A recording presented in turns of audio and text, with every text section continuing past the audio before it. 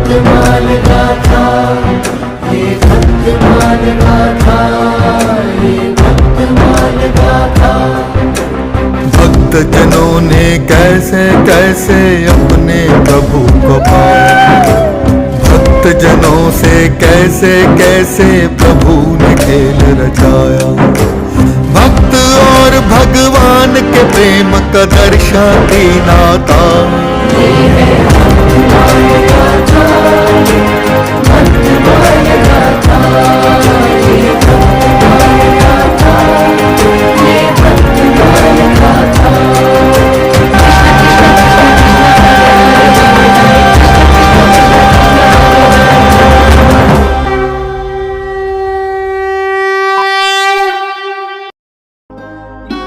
तुम रुष्ट लग रही हो, क्या मैं कारण जान सकता हूं? स्वामी, हमारे विवाह को 5 वर्ष बीत गए, किंतु आपने मुझे अभी तक अपने मायके नहीं जाने दिया। कि दामाद जी हर बार कोई ना कोई कारण बताकर रत्ना को मायके भेजने से मना कर देते हैं कि शिष्य अपने गुरु पर अधिकार प्रकट कर सके। उनके संबंध में तो आदर, सत्कार, अनुशासन और शिष्टाचार होता है। गुरु और शिष्य का संबंध तो सदैव मर्यादा पूर्ण होता है प्रभु। मैं शीघ्र तुम्हारे साथ चलूं। 5 वर्षों से मैंने माँ को नहीं देखा। तो चलिए ना जीजी, मैं आपको लेने के लिए ही तो आया हूं। तुम्हारे जीजा जी के आने से पहले हमें यहाँ से निकलना होगा। ठीक है जीजी, यदि यही अंतिम उपाय है तो फिर हम चलते हैं। दीदी, आपसे एक बात कहनी थी। हाँ बोलो ना। जब मेरे पति घर लौटे तो उन्हें मेरे मायके जाने की सूचना दे दीजिएगा। ठीक है, बता दूंगी। रत्ना का भाई आया था, उसी के साथ वो अपने मायके गई है। अच्छा। उसने मुझे यही संदेश देने के लिए कहा था आपसे। नहीं रह सके, नहीं रह सके। रत्ना,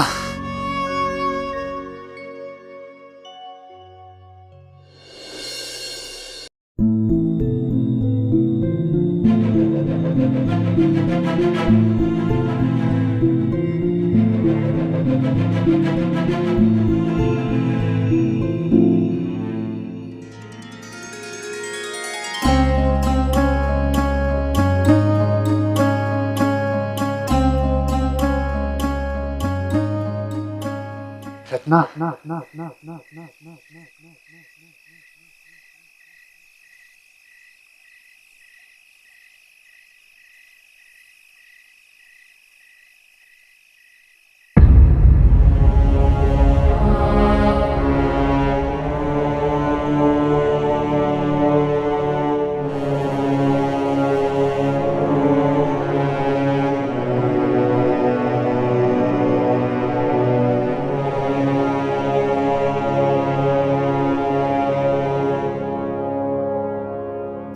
आप यहाँ?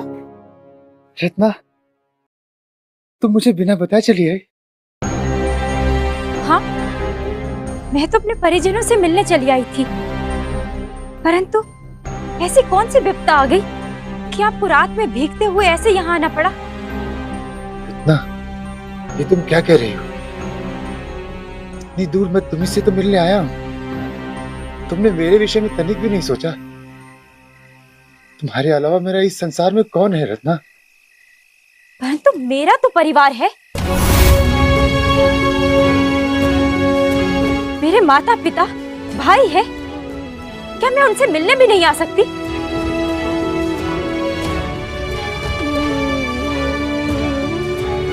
आज इतने वर्षों बाद मैं अपने माता पिता से मिलने चली आई, तो आपका पीछे पीछे आना आवश्यक था।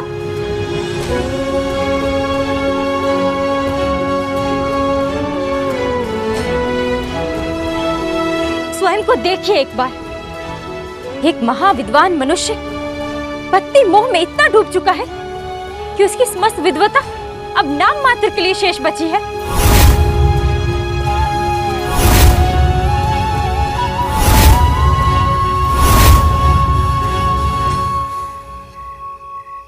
आप चुप क्यों खड़े हैं?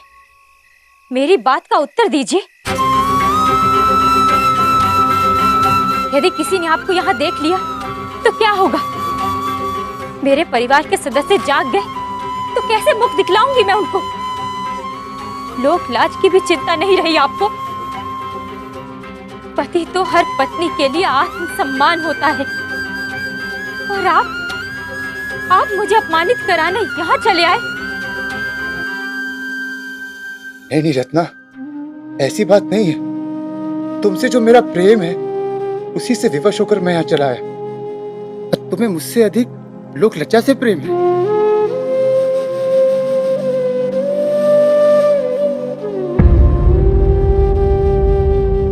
इसे प्रेम नहीं, आसक्ति कहते हैं। अरे मेरा ये शरीर तो हाड़ और मांस का पुतला है, और ऊपर इसके चमड़ा है। ना ये प्रेम करने लायक है और ना इसमें सदा के लिए प्रेम रहता है। और मेरा ये यौवन भी 4 दिन का है। जितनी प्रीति आपने मुझसे लगाई है उसकी आधी भी प्रभु श्री राम से लगाते तो आपका ये जीवन धन्य हो जाता, आपको भगवान मिल जाते।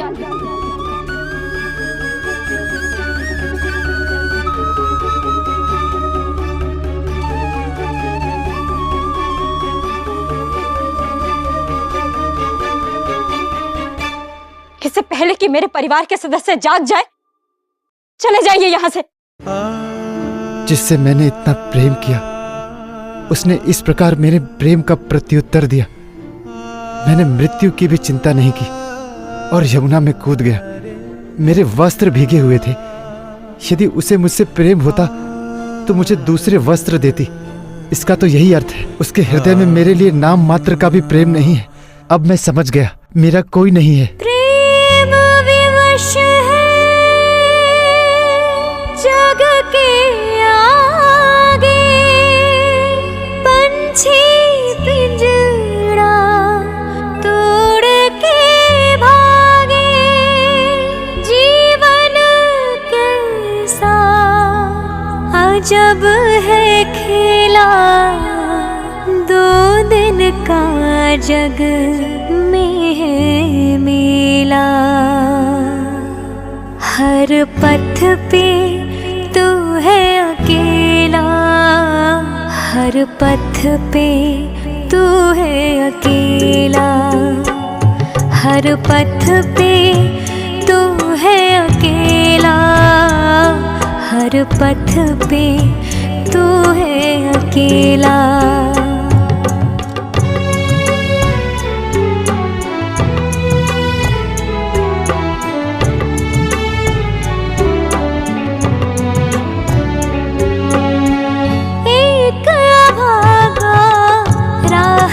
भटका माया मोह में ऐसा अटका, आज भरम का टूटा मटका। आसमान से जैसे पटका, तन सारा ये क्या करती? ये मैंने क्या करती? ये मैंने क्या करती? मेला 2 दिन का जग में है मेला। हर पथ पे तू है अकेला, हर पथ पे तू है अकेला, हर पथ पे तू है अकेला, हर पथ पे तू है अकेला।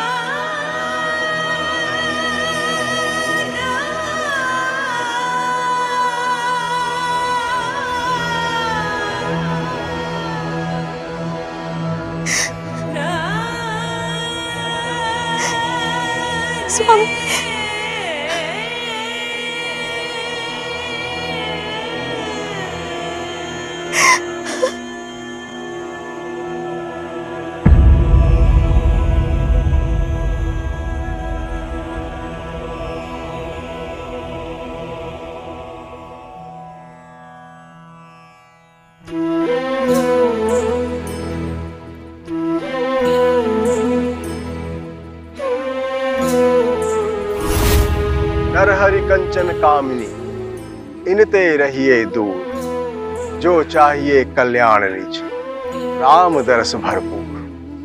तुलसीदास, स्त्री और धन का मोह कभी मत करना, इनसे सदा दूर रहना। मैं अपने गुरु के कहे वाक्य को भूल चुका था, उनकी अवज्ञा की है, उसी पाप का दंड मिला है मुझे। मेरे लिए ही आवश्यक था। कदाचित रत्ना ने यह सत्य कहा, उसने तो मेरी आंखें खोल दी। मैं तो ईश्वर भक्ति के पथ से विमुख हो गया था। स्वयं माता सरस्वती ने उससे यह सब भुलवाया है। मैंने इतने वेद शास्त्र पुराण पढ़े, किंतु फिर भी मोह और आसक्ति में इतना अंधा हो गया था। ये तो मेरे ऊपर प्रभु की कृपा हुई है। मेरे भीतर का वैराग्य जगाने के लिए ऐसा हुआ है। ये तो भला हुआ है। जो भी होता है वो सदैव भले के लिए ही होता है। ये परम सत्य आज मैं जान पाया हूं। ईश्वर ने मुझे केवल भक्ति के लिए ही इस संसार में भेजा है, अन्यथा मेरे जन्म से लेकर अब तक की सभी घटनाओं का निष्कर्ष यही है कि मेरा कोई नहीं है, सब मोह का ही भंवर था। जन्म लिया तो घर और माता पिता का साथ छूट गया। हरिपुर गांव में गया, 5 वर्ष की आयु में वो भी घर छूट गया और चुनिया माँ का साथ भी छूट गया। 2 वर्ष गांव में रहा तो गांव भी छूट गया। गुरुजी के पास रहा तो उनका भी साथ छूट गया। काशी में शिक्षा गुरु के साथ रहा तो वो स्थान भी छूट गया। मेरा भाग्य मुझे पुनः मेरे घर में लेकर आया है, किंतु अब मेरा ये घर भी उजड़ गया।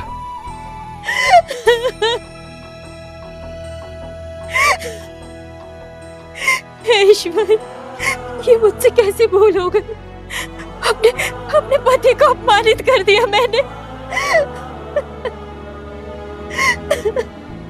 वो तो मेरे प्रेम में वशीभूत होकर मुझे ले जाने के लिए आए थे और मैंने उनकी भावनाओं को समझने का प्रयत्न भी नहीं किया।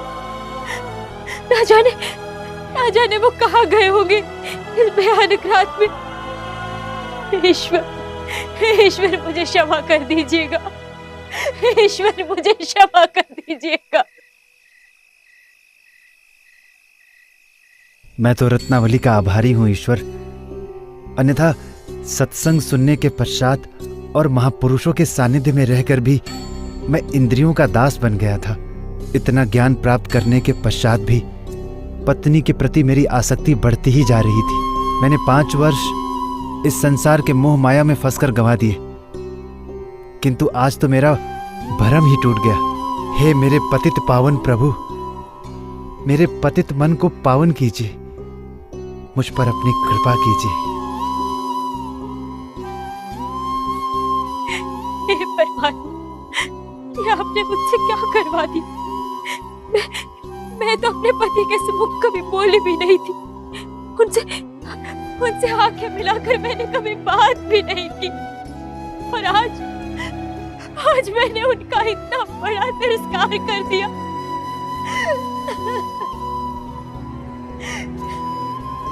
हे प्रभु, मुझसे कितना बड़ा पाप हो गया।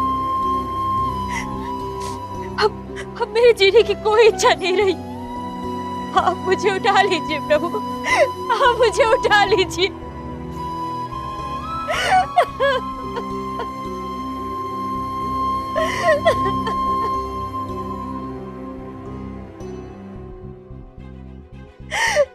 ईश्वर, अब मैं क्या करूं? मैंने अपने पति के ऊपर क्रोध किया।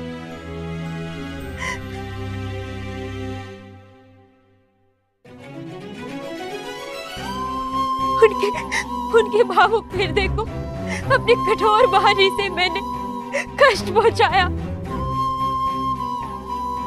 मुझे माफ कर दीजिए भगवान, मुझे माफ कर दो।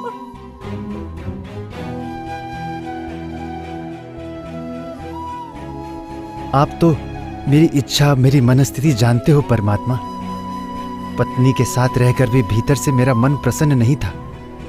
मुझे सदैव यही लगता रहा, ये मैं क्या कर रहा हूं, किस कार्य के लिए इस जग में आया हूं। गुरु अवज्ञा के कारण मन सदैव व्यथित रहता था, किंतु आपने मुझे इस मोह माया के सागर से बाहर निकाल ही लिया। रत्नावली का बहुत बहुत धन्यवाद। मैं उससे कदापि कुपित नहीं हूं, अपितु मैं तो प्रसन्न हूं। आज रत्नावली के मुख से स्वयं भगवान की वाणी शब्दों का रूप लेकर बाहर आई है। उसके कारण मैं आज पुनः अपने परमात्मा की शरण में आ गया। रत्ना, रत्ना, क्या हुआ बेटे? तुम रो क्यों रही हो? क्या हुआ? माँ, मुझसे बहुत बड़ी भूल हो गई, मुझसे बहुत बड़ी भूल हो गई माँ। पर हुआ क्या है बेटा, ये तो बोलो।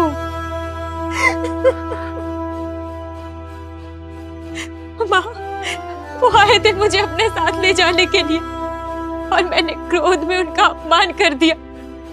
मैंने उन्हें बहुत भला बुरा कह दिया। मुझसे बहुत बड़ा पाप हो गया माँ, मुझसे बहुत बड़ा पाप हो गया।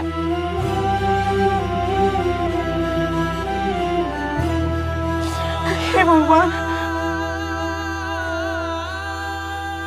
दामाद जी कहाँ है? वो मेरी बातें सुनकर बिना कुछ बोले ही चले गए। लगता है जीजाजी बुरा मान गए। रत्ना जी, आपको जीजाजी से ऐसे नहीं कहना चाहिए था, उन्हें बहुत ठेस पहुंची होगी। हाँ बेटी, दामाद जी तुमसे कितना प्रेम करते हैं, पर हमारे अलावा उनको कोई सगा संबंधी है भी नहीं। यदि वो यहाँ आ ही गए थे तो क्या बुरा था? कदाचित तुम्हारे ना रहने से उन्हें असुविधा हुई होगी, इसीलिए वो यहाँ चले आए होंगे। मेरा मन बहुत व्यथित है माँ, मुझे कुछ समझ में नहीं आ रहा। मैं क्या करूँ माँ, मैं क्या करूँ? मैं उन्हें कैसे बनाऊंगी? मैं उन्हें कैसे बनाऊंगी?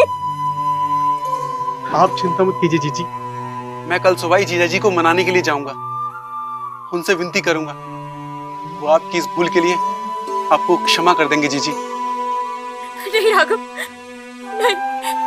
मैं सुबह तक की प्रतीक्षा नहीं कर सकती। यदि तुम मुझे जीवित देखना चाहते हो तो तुम अभी जाओ और उन्हें मना कर ले आओ। उनके बिना मेरा जीवन व्यर्थ है।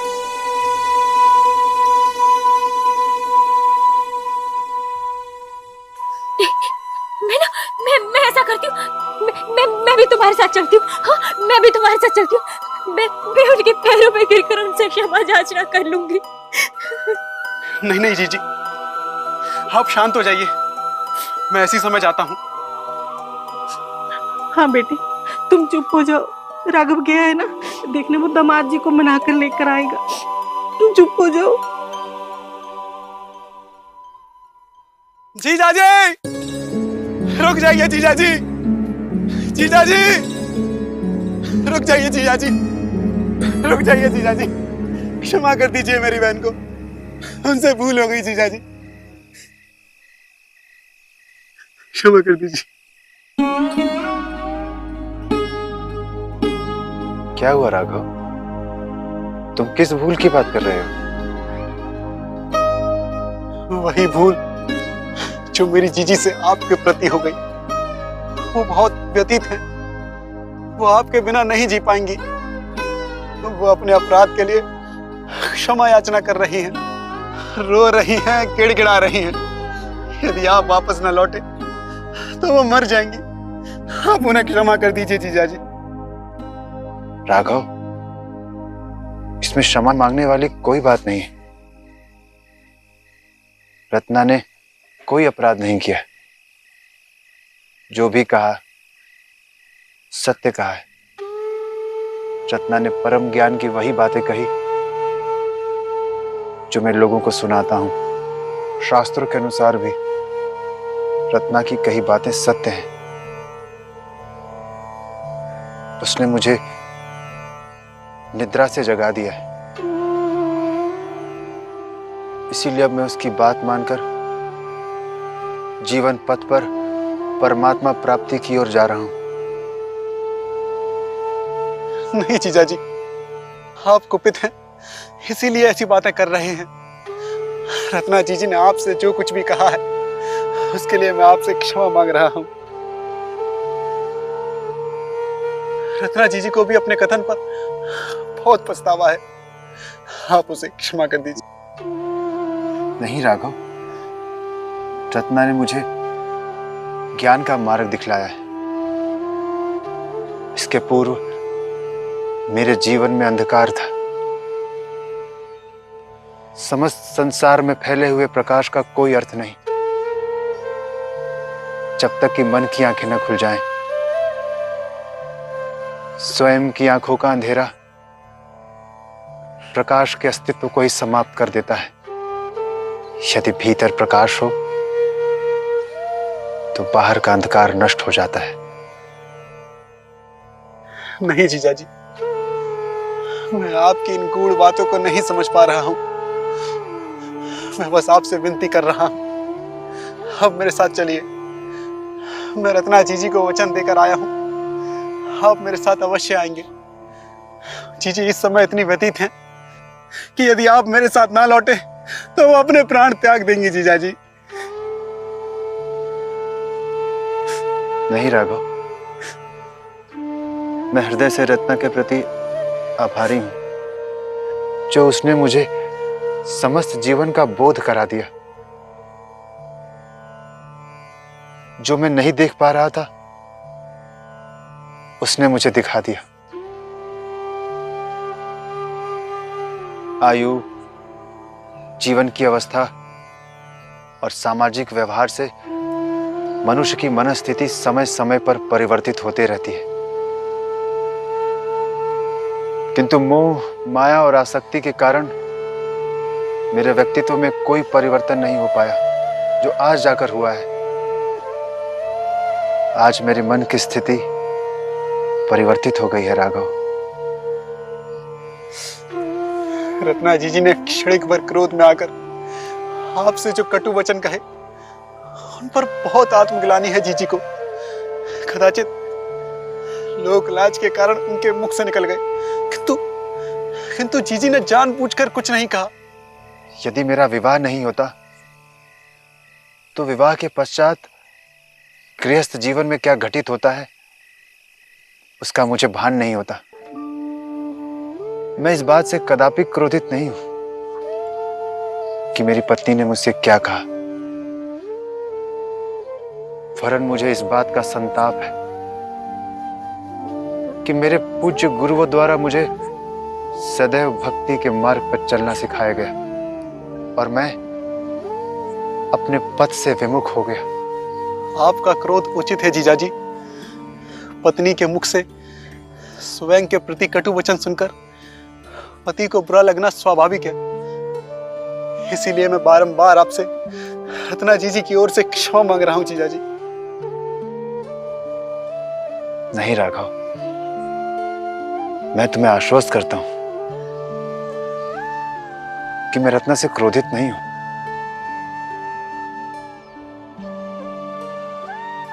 मेरे मन में उसके लिए कोई क्षोभ नहीं है, वरन वो तो मेरे गुरु के समान है।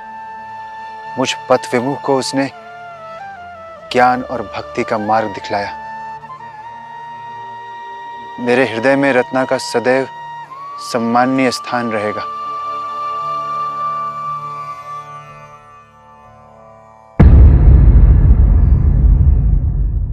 परम कृपालवे श्री सद्गुरु भगवते नमो नमः। जय श्री राधे, जय श्री कृष्ण।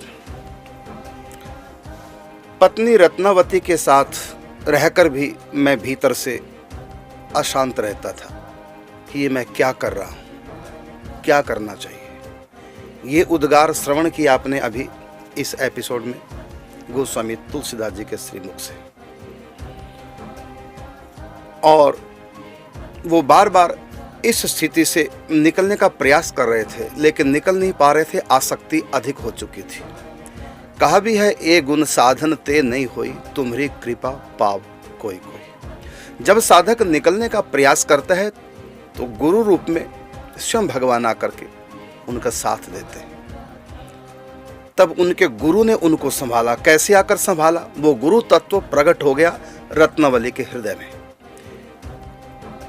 और उन्हीं गुरु तत्व ने रत्नावती के माध्यम से अपने शिष्य गोस्वामी तुलसीदास जी को सचेत कराया। सावधान किया और गुरु का तीर निशाने पे लगा। वो मुक्त हो गए मोह बंधन से। लेकिन गुरु तत्व उसी को संभालता है जो संभलना चाहता है।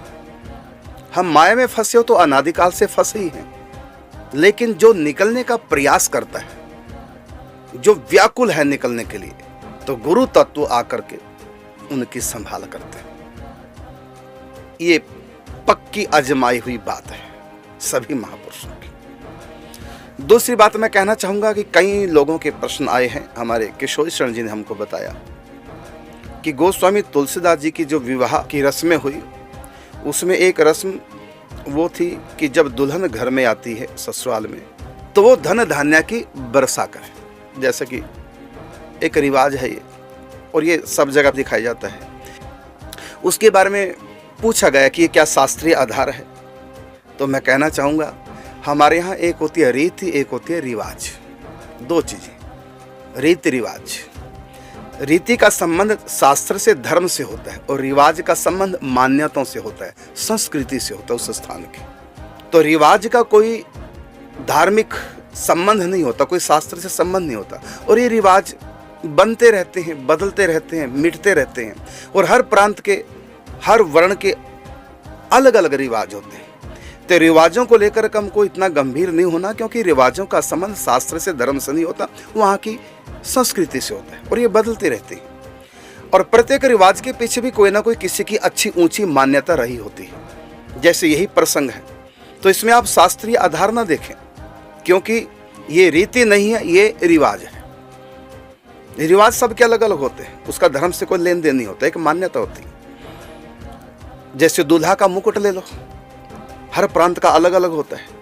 दूल्हा की ड्रेस ले लो, हर प्रांत की अलग अलग होती है। दुल्हन की नथ कोई ले लो, हर प्रांत की अलग अलग स्टाइल नथ का होता है। अब इसको रीति से नहीं जोड़ सकते, इसको धर्म से नहीं जोड़ सकते, इसको रिवाज से जोड़ते हैं। इसलिए रिवाज का कोई शास्त्रीय आधार नहीं हुआ करता। और हमको जो लगा, हमने फिर दिखाया क्यों हमको लगा कि ये शायद अच्छा रिवाज है। क्यों? क्योंकि हमारे यहाँ शास्त्रों में बताया गया कि दूल्हा और दुल्हन, जब तक ये दूल्हा और दुल्हन है, माने जब तक हाथ का कंगन ना खुल जाए, तब तक उनकी उपाधि दूल्हा दुल्हन की रहती है। और हमारे यहाँ दूल्हा दुल्हन को लक्ष्मी नारायण का स्वरूप बताया गया है। तो दुल्हन जब आती है तो गृह लक्ष्मी होती है, और दुल्हन का प्रथम चरण जब देहली के अंदर पड़ता है, तो उस समय का ये रिवाज है। वो क्या है? उस समय दुल्हन स्वरूप साक्षात लक्ष्मी हमारे घर के भीतर प्रथम कदम जब रखती है, तो वो धन धान्य की वर्षा करे, धन धान्य से घर परिपूर्ण हो, ऐसा एक संकेत उस समय मिलता है। उस समय दुल्हन स्वरूप साक्षात लक्ष्मी, मान्यता के अनुसार, क्योंकि रिवाज मान्यताओं पे टिके होते हैं, शास्त्रों पे नहीं। तो उस समय शायद जिस भी महापुरुष ने, जिस भी सज्जन ने रिवाज चलाया, तो यही उनका भाव रहा होगा कि दुल्हन जो है साक्षात लक्ष्मी का स्वरूप है, और प्रथम कदम जब इनके हमारे घर के अंदर पड़े, देहली जब भीतर प्रवेश करें, तो धान्य की बरसात हो इनके चरणों से, इनके शुभ चरण हमारे घर में पड़े। ऐसा भाव किसी महापुरुष का रहा होगा, तो उन्होंने ये रिवाज चला दिया। बाकी इसका कोई शास्त्रीय आधार नहीं। और तीसरी बात मैं फिर कहना चाहूँगा, जो हर बार कहता हूँ, कि प्रश्न आप नीचे कमेंट में ना लिखें। प्रश्न के लिए मैंने स्पेशल कार्यक्रम रखा है। इस धारावाहिक के समाप्त होते ही प्रतिदिन रात्रि 9:15 बजे चरण छाया नाम के YouTube चैनल पर हम लाइव आते हैं आपके प्रश्नों के उत्तर देने के लिए, और प्रतिदिन कोई ना कोई महापुरुष का भी हम आह्वान करते हैं। कोई ना कोई आ ही जाता है। जिस दिन कोई नहीं आता तो मैं और किशोर शरण जी होते, आपके प्रश्नों को लेकर के हम फिर उसकी समालोचना करते हैं। तो जो भी आपको प्रश्न करना है आप कीजिए चरण छाया YouTube चैनल पर प्रतिदिन रात्रि 9:15 बजे। आप फिर मिलते हैं आपको, तब तक के लिए चाहेंगे आपसे अनुमति। जय श्री राधे, जय श्री कृष्ण। जीजा जी वैराग्य पथ पर चले गए हैं, उन्होंने अब संन्यास ले लिया है। मैंने उन्हें बहुत समझाया, उनसे विनती की, उन्होंने अब दृढ़ संकल्प कर लिया है। वो सदैव के लिए परमात्मा की शरण में जा चुके हैं।